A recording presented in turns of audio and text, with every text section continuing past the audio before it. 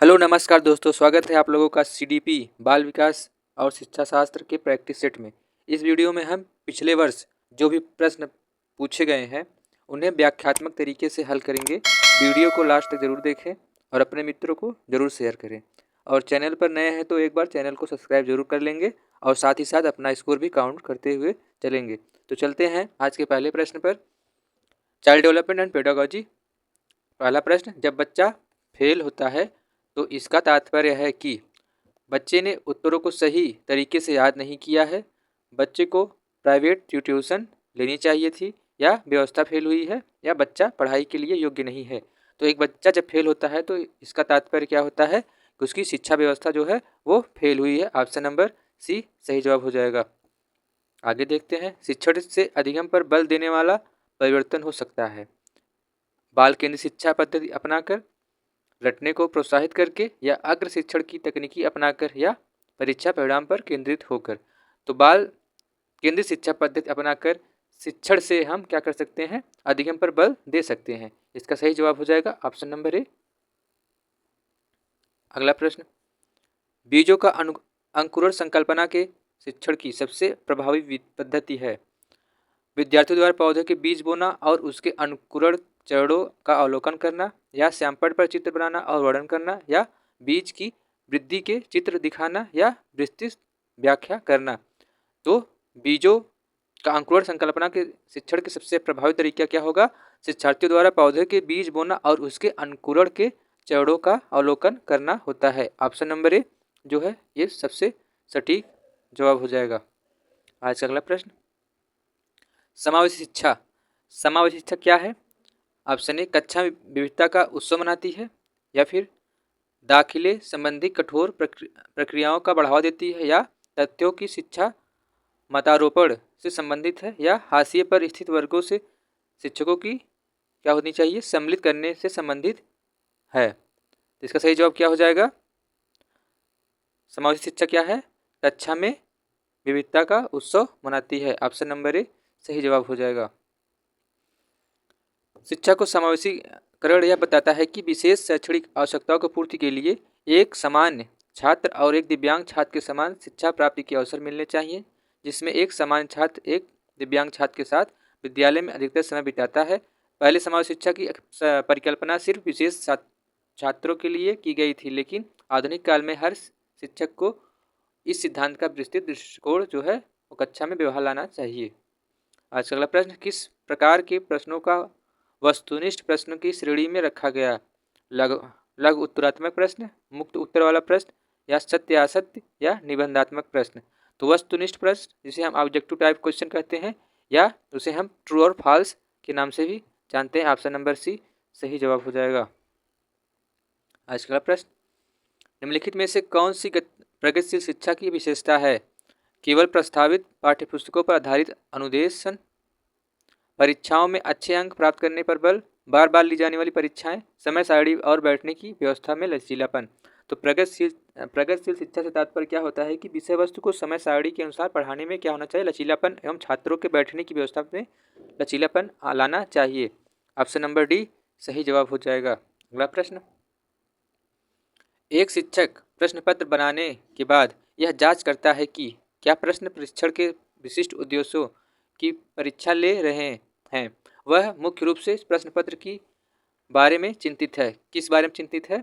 संपूर्ण विषय वस्तु को शामिल करने में, या प्रश्नों के प्रकार में, या विश्वसनीयता में, वैधता में। तो इसका सही जवाब हो जाएगा संपूर्ण विषय वस्तु को शामिल करने में। किसी शिक्षक के प्रश्न पत्र बनाने का प्रमुख उद्देश्य क्या होना चाहिए? संपूर्ण विषय वस्तु उसमें शामिल की जानी चाहिए। ऑप्शन नंबर ए सही जवाब है।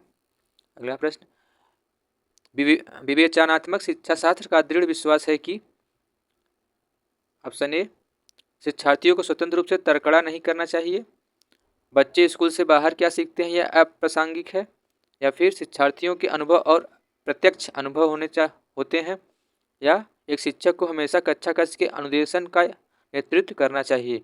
तो विवेचनात्मक शिक्षा शास्त्र का दृढ़ विश्वास क्या है कि छात्र जो है कोई भी कार्य या विषय जो सीखते हैं वो स्वयं क्रियाकलाप के द्वारा सीखते हैं, या चिंतन करते हैं, तर्क करते हैं। तो ऑप्शन नंबर सी जो है वो सही जवाब हो जाएगा। अगला प्रश्न, विद्यालय आधारित आकलन मुख्य रूप से किस सिद्धांत पर आधारित है? ऑप्शन ए, बाह्य परीक्षकों की अपेक्षा शिक्षक अपने विद्यार्थियों की क्षमता को बेहतर जानते हैं, किसी भी कीमत पर विद्यार्थियों को अच्छे ग्रेड मिलने चाहिए, या विद्यालय बाह्य परीक्षा निकायों की अपेक्षा ज़्यादा सक्षम है, या आकलन बहुत किफ़ायती या मितव्ययी होना चाहिए। तो विद्यालय आधारित आकलन विद्यार्थियों की कमजोरी को पहचान कर उसमें सुधार लाने की एक प्रक्रिया है। इस प्रक्रिया में विद्यालय के शिक्षक अपने छात्र का आकलन करते हैं क्योंकि वे अपने छात्रों को अच्छी प्रकार से समझने का प्रयास करते हैं। इसका सही जवाब क्या हो जाएगा? Option number A. शिक्षार्थी व्यक्तिगत विभिन्नता प्रदर्शित करते हैं, अतः शिक्षक को क्या करना चाहिए? सीखने के विविध अनुभवों को उपलब्ध करना चाहिए, या कठोर अनुशासन सुनिश्चित करना चाहिए, या परीक्षाओं की संख्या बढ़ा देनी चाहिए, अधिगम की असमान गति पर बल देना चाहिए। तो अब क्या करेंगे? व्यक्ति विभिन्नता को प्रदर्शित करता है अगर कोई शिक्षार्थी, तो सीखने के विविध अनुभव का उपलब्ध कराना चाहिए। ऑप्शन नंबर ए सही जवाब है। अगला प्रश्न देखते हैं, निम्नलिखित में से कौन सा विकास का सिद्धांत है? सभी की विकास दर समान नहीं होती, विकास हमेशा रेखीय होती है, यह निरंतर चलने वाली प्रक्रिया नहीं है, विकास की सभी प्रक्रियाएं अंतर संबंधित नहीं है। तो विकास जो है एक अविराम गति से निरंतर चलने वाली प्रक्रिया होती है, और यह कभी तीव्र या कभी धीमी भी हो जाती है। और विकास जो है वो शरीर के कुछ भागों में जल्दी होती है और कुछ भागों में क्या होता है, बहुत धीमी होती है। तो इसका सही जवाब हो जाएगा, सभी की विकास दर समान नहीं होती, सबका विकास अलग अलग तरीके से होता है। अगला प्रश्न, मानव विकास को क्षेत्रों में विभाजित किया जाता है जो कि शारीरिक, संज्ञानात्मक, संवेगात्मक या सामाजिक, या फिर ऑप्शन बी संवेगात्मक, संज्ञानात्मक, आध्यात्मिक और सामाजिक, या सी मनोवैज्ञानिक, संज्ञानात्मक, संवेगात्मक और सामाजिक, ऑप्शन डी शारीरिक, आध्यात्मिक, संज्ञानात्मक और सामाजिक। तो विकास के कितने पहलू हैं? 4 होते हैं। कौन कौन से? मनोवैज्ञानिक, संज्ञानात्मक और संवेगात्मक और सामाजिक। कौन? ऑप्शन नंबर सी सही जवाब हो जाएगा। अगला प्रश्न, एक शिक्षिका पाठ्य पुस्तक और फल सब्जियों के कुछ चित्रों का प्रयोग करती है और अपने शिक्षार्थियों से चर्चा करती है। विद्यार्थी इस जानकारी को अपने पूर्व ज्ञान से जोड़ते हैं और पोषण की संकल्पना को सीखते हैं। यह उपागम पर आधारित है? अधिगम की शास्त्रीय अनुबंधन, या पुनर्बलन के सिद्धांत, या अधिगम की सक्रिय अनुबंधन, या ज्ञान के निर्माण। तो इसका सही जवाब हो जाएगा ज्ञान के निर्माण, ऑप्शन नंबर डी। ज्ञान के निर्माण को अच्छे तरीके से छात्र के मस्तिष्क में स्थापित करने के लिए उसका चित्र बनाकर उसके बारे में चर्चा करके उन्हें अच्छी तरह से समझाया जा सकता है। साथ ही विषय वस्तु को उनके पूर्व ज्ञान से इस प्रकार जोड़ा जाता है कि ताकि वे नए ज्ञान को सरलता से ग्रहण कर सके। इस प्रकार की प्रक्रिया को ज्ञान के निर्माण के रूप में भी हम जानते हैं। इस प्रकार ऑप्शन नंबर डी सही जवाब हो जाएगा। अगला प्रश्न,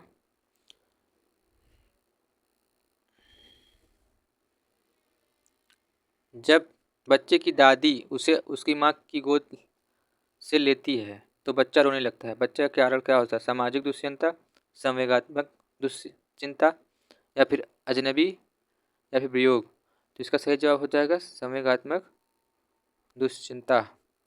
जब बच्चे को उसकी माँ के गोद से अलग किया जाता है तो उसमें मोहवश क्या होते हैं? संवेगात्मक दुश्चिंता उत्पन्न होती है, जिसके कारण बच्चा रोने लगता है। अगला प्रश्न, शिक्षा के संदर्भ में सामाजिकरण से क्या तात्पर्य है? अपने सामाजिक मानदंड बनाना, समाज में बड़ों का सम्मान करना, या सामाजिक वातावरण में अनुकूल और समायोजन, या सामाजिक मानदंड का सदैव अनुपालन करना। शिक्षा के संदर्भ में सामाजिकरण का तात्पर्य क्या होगा? सामाजिक वातावरण में अनुकूल और समायोजन, ऑप्शन नंबर सी सही जवाब है। शिक्षा सामाजिकरण की प्रक्रिया को सरल बनाती है क्योंकि शिक्षा के माध्यम से मनुष्य सामाजिक मूल्यों, आदर्शों, व्यवहारों आदि को सीखता है और उन्हें आपके अनुरूप बनाने का प्रयास करता है। अगला प्रश्न, राज्य स्तर की एक एकल गायन प्रतियोगिता के लिए विद्यार्थियों को तैयार करते समय एक विद्यालय लड़कियों की वरीयता देता है या दर्शाता है? वैश्विक प्रवृत्तियाँ, प्रयोजनात्मक उपागम, प्रगतिशील चिंतन या फिर लैंगिक पूर्वाग्रह? तो राज्य स्तर की एकल गायन प्रतियोगिता के लिए विद्यार्थियों को तैयार करते समय विद्यालय लड़कियों को अगर वरीयता देता है तो यह लड़कों को नहीं देता, लड़कियों को देता है, तो यह लैंगिक पूर्वाग्रह जिसे जेंडर बायस के नाम से भी हम जानते हैं। जब किसी संस्था या कक्षा में लिंग के आधार पर किसी एक वर्ग को वरीयता दी जाती है तो इस प्रक्रिया को लैंगिक पूर्वाग्रह के नाम से जानते हैं। वाइगोत्स्की बच्चों के सीखने में निम्नलिखित में से किस कारक की महत्वपूर्ण भूमिका पर बल देते हैं? आनुवंशिक कारक, शारीरिक कारक, नैतिक कारक या सामाजिक कारक? तो वाइगोत्स्की बच्चों के सीखने की महत्वपूर्ण भूमिका क्या होती है? सामाजिक कारक। ऑप्शन नंबर डी सही जवाब हो जाएगा।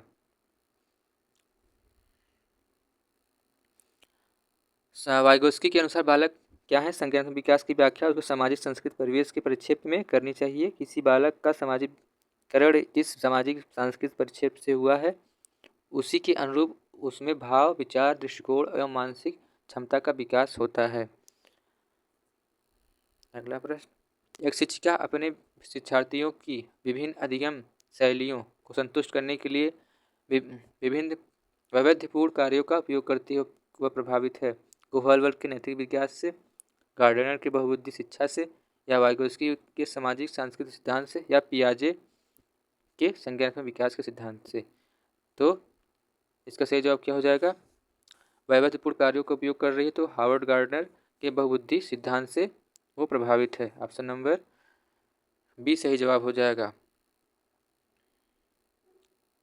अगला प्रश्न, एक शिक्षिका अपने आप में कभी भी प्रश्नों के उत्तर नहीं देती, वह अपने विद्यार्थियों को उत्तर देने के लिए समूह चर्चाएं और सहयोगात्मक अधिगम अपनाने के लिए प्रोत्साहित करती है। यह उपागम के सिद्धांत पर आधारित है। यह उपागम किस सिद्धांत पर आधारित है? अनुदेशात्मक सामग्री के उचित संगठन, या अच्छा उदाहरण प्रस्तुत करना और भूमिका प्रतिरूप बनाना, या सीखने की तत्परता या सक्रिय भागीदारी? तो इसका सही जवाब हो जाएगा सक्रिय भागीदारी। यह शिक्षिका अपने आप में कभी भी प्रश्नों का उत्तर नहीं देती और यदि वह अपने विद्यार्थियों को उत्तर देने के लिए समूह चर्चाएं, सहयोगात्मक अधिगम अपनाने के लिए प्रोत्साहित करती है तो यह उपागम क्या है? सक्रिय भागीदारिता के सिद्धांत पर आधारित है। अगला प्रश्न, निम्नलिखित में से कौन सा शिक्षक से संबंधित अधिगम को प्रभावित करने का कारक है? बैठने की उचित व्यवस्था, शिक्षण अधिगम संसाधनों की उपलब्धता, विषय वस्तु या विषय या अधिगम अनुभव की प्रकृति, या विषय वस्तु में प्रवृत्ता? तो शिक्षण प्रक्रिया में जब शिक्षक अपने विषय में प्रवृत्त होता है तो वह शिक्षण को क्या कर रहा है? अधिक प्रभावी बनाता है। ऑप्शन नंबर डी सही जवाब हो जाएगा। आज का अगला प्रश्न, कोहलबर्ग के अनुसार शिक्षक बच्चे में नैतिक मूल्यों का विकास कर सकता है। धार्मिक शिक्षा को महत्व देकर, व्यवहार के स्पष्ट नियम बनाकर, या नैतिक मुद्दों पर आधारित चर्चाओं में उन्हें शामिल करके, या कैसे व्यवहार किया जाना चाहिए इस पर कठोर निर्देश देकर? तो इसका सही जवाब हो जाएगा कोहलबर्ग नैतिक मुद्दों पर आधारित चर्चाओं में उन्हें शामिल करके नैतिक मूल्यों का विकास किया जाना चाहिए। ऑप्शन नंबर सी सही जवाब है। अगला प्रश्न, छोटे विद्यार्थियों को कक्षा में समन्वय के साथ अंतःक्रिया करने के लिए प्रोत्साहन करना चाहिए जिससे वे एक दूसरे के प्रश्नों को उत्तर सीख सकें। गलत जवाब। पाठ्यक्रम को बहुत जल्दी पूरा किया जाता है, ये भी सही जवाब नहीं है। वे पढ़ने के दौरान सामाजिक कौशल सीख सकें, ये सही जवाब हो सकता है। शिक्षक कक्षा कक्ष को बेहतर तरीके से नियंत्रित कर सके, ये भी गलत जवाब है। ऑप्शन नंबर सी जो है ये सही जवाब है। आज का अगला प्रश्न, जब एक निरोग बच्चा पहली बार विद्यालय आता है तो शिक्षक को क्या करना चाहिए? बच्चे को निरोगता के अनुसार उसे विशेष विद्यालय में भेज देने का प्रस्ताव देना चाहिए। यह जवाब सरासर गलत है। अगला, उसे अन्य विद्यार्थियों से अलग रखना चाहिए, ये भी अलग थलग नहीं करना है। सहकारी योजना विकसित करने के लिए बच्चों को माता पिता के साथ चर्चा करनी चाहिए, या प्रवेश परीक्षा लेनी चाहिए? प्रवेश परीक्षा प्री प्राइमरी स्कूल में क्या है? बैन है। तो क्या करना चाहिए? सरकारी योजना विकसित करने के लिए बच्चों को माता पिता के साथ चर्चा करनी चाहिए। ऑप्शन नंबर सी जो है ये सही जवाब है। अगला प्रश्न, पियाजे के संज्ञानात्मक विकास के चरणों के अनुसार इंद्रिय गामक जैसे संवेदी प्रेरक अवस्था किसके साथ संबंधित है? अनुकरण, स्मृति और मानसिक निरूपण, तार्किक रूप से समस्या समाधान की योग्यता, या विकल्पों के निर्वचन और विश्लेषण करने की योग्यता, या सामाजिक मुद्दों से सरोकार। तो अनुकरण, स्मृति और मानसिक निरूपण जो है ये किस अवस्था में है? तार्किक सोच, तार्किक रूप से समस्या समाधान की योग्यता और विकल्पों के निर्वचन और विश्लेषण करने की योग्यता, सामाजिक मुद्दों से सरोकार। तो अनुकरण, स्मृति और सामाजिक निरूपण जो है ये इंद्रिय गामक, जिसे हम संवेदी प्रेरक अवस्था कहते हैं। ऑप्शन नंबर ए सही जवाब है। आज का अगला प्रश्न, मानव व्यक्तित्व परिणाम है पालन पोषण और शिक्षा का, आनुवंशिकता और वातावरण की अंतःक्रिया का, या फिर केवल वातावरण का या आनुवंशिकता का? तो मानव व्यक्तित्व परिणाम है क्या? आनुवंशिकता और वातावरण की अंतःक्रिया द्वारा होती है। अगला प्रश्न, शिक्षण अधिगम प्रक्रिया में व्यक्तिगत रूप से ध्यान देना महत्वपूर्ण होता है क्योंकि शिक्षार्थी हमेशा समूह बेहतर सीखते हैं। व्यक्तिगत रूप से ध्यान देना है तो यहाँ समूह का कोई मतलब है नहीं। शिक्षक प्रशिक्षण कार्यक्रम में ऐसा ही बताया गया है, गलत जवाब। इसके प्रत्येक विद्यार्थियों को अनुशासन करने के लिए शिक्षकों को बेहतर अवसर मिले। और अगला ऑप्शन, बच्चों की विकास दर भिन्न होती है और वो भिन्न तरीकों से सीख सकते हैं। यही सही जवाब है। हर बच्चा एक तरह से नहीं सीख सकता है, उसकी विकास दर अलग अलग होती है। प्रत्येक बच्चे की विकास दर अलग अलग होती है। अगला प्रश्न, निम्नलिखित में से कौन सी समस्या समाधान की वैज्ञानिक पद्धति का पहला चरण है? प्राक कल्पना का परीक्षण करना, समस्या के प्रति जागरूकता, प्रासंगिक जानकारी को एकत्र करना, या प्राकलन का निर्माण करना। तो किसी भी प्रकार की समस्या का समाधान पहला चरण क्या होने, समस्या के प्रति क्या होना चाहिए? जागरूक होना चाहिए। ऑप्शन नंबर बी सही जवाब है। अगला प्रश्न, निम्नलिखित में से कौन सा सीखने का क्षेत्र है? अनुभविक, भावनात्मक, आध्यात्मिक या व्यावसायिक? तो भावनात्मक तात्पर्य से क्या होता है? इससे मनोवृत्ति वस्तु के प्रति व्यक्ति में उत्पन्न सकारात्मक भाव यानी सुखद भाव को अधिगम को सुगम बनाता है। तो इसका सही जवाब हो जाएगा सीखने का क्षेत्र भावनात्मक क्षेत्र होता है। अगला प्रश्न, एक बच्चा कार्य करते हुए उबने लगता है तो इस बात का संकेत करता है। एक बच्चा कार्य करते हुए उबने लगता है तो यह इस बात का संकेत करता है संभवतः कार्य यांत्रिक रूप से बार बार हो रहा है, बच्चा बुद्धिमान नहीं है, बच्चे में सीखने की योग्यता नहीं है, बच्चे को अनुशासन करने की ज़रूरत है। तो बच्चे में क्या है? बुद्धिमान नहीं है, ये गलत जवाब है। हर बच्चा बुद्धिमान है। बच्चे में सीखने की योग्यता नहीं है, ये भी गलत जवाब। बच्चे को अनुशासित करने की ज़रूरत है, ये भी गलत। ऑप्शन ए जो है संभवतः कार्य क्या हो रही है? बार बार हो, जो कार्य वो कर रहा है या फिर जो कार्य उसे दिया जा रहा है वो बार बार हो रही है इसलिए वह उब रहा है। आज का अगला प्रश्न, प्रायः शिक्षार्थियों की त्रुटियां की ओर संकेत कराती हैं, वे कैसे सीखते हैं? यांत्रिक अभ्यास की आवश्यकता, या सीखने की अनुपस्थिति, या शिक्षार्थियों के सामाजिक आर्थिक स्तर? तो शिक्षार्थी सीखने में त्रुटि तब करते हैं जब वे उस कार्य को गलत तरीके से सीख रहे हैं, या अभ्यास न हो, या रुचि आंतरिक प्रेरणा आदि की कमी हो, इसलिए सीखने में त्रुटियां होती हैं। इसका सही जवाब हो जाएगा यांत्रिक अभ्यास की आवश्यकता, उसे अभ्यास अधिक से अधिक करवाना चाहिए ताकि त्रुटियां न हो। आज के लिए इतना ही। स्कोर बताएं आप लोग अपना कमेंट करके, और वीडियो कैसा लगा, व्याख्यात्मक तरीके से वीडियो जो दिए हैं वो कैसा लगा आप लोग भी कमेंट करके बताएं, और अपने मित्रों को ज़रूर शेयर करें, और चैनल पर नए हैं तो सब्सक्राइब ज़रूर करें। आज के लिए